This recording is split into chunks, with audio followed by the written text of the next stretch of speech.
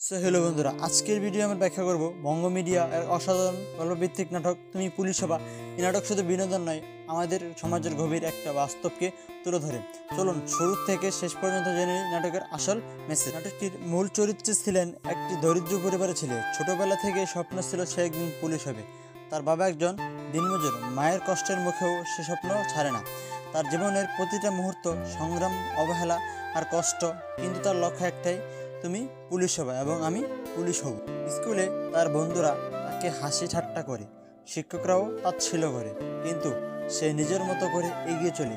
পড়াশোনার পাশাপাশি সে অন্যের বাসায় কাজ করে, নিজের খরচ চালায়। একদিন সে হঠাৎ জানতে পারে পুলিশ নিয়োগ চলছে, কিন্তু ঘুষ ছাড়া চাকরি পাওয়া অসম্ভব। তবুও সে দমে না। তার আত্মবিশ্বাস, নিষ্ঠা আর পরিশ্রম তাকে এমন এক জায়গায় নিয়ে যায় যেখানে তার থেকে জীবনের মোড় ঘুরে। সেই দৃশ্য দেখা যায়, তাকে সত্যিকারের ইউনিফর্মে দেখা যায়। একজন ইন্সপেক্টর তাকে সম্মান জানায়।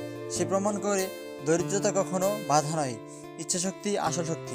নাটকটি আমাদের শেখায়, স্বপ্ন দেখা, পরিশ্রম করো, অন্যদের অন্যায় রুখে দাও। তুমি পুলিশ হবো মানে তুমি অন্যায় পথ বেছে নেবে, যে কোনো পেশাতে থাকে না কেন। আপনি যদি আমাদের এই ভিডিওটা নতুন হয়ে থাকেন, তাহলে অবশ্যই চ্যানেলটিতে একটা লাইক এবং সাবস্ক্রাইব করে দিয়ে পরবর্তী ভিডিওর জন্য অপেক্ষা করবেন।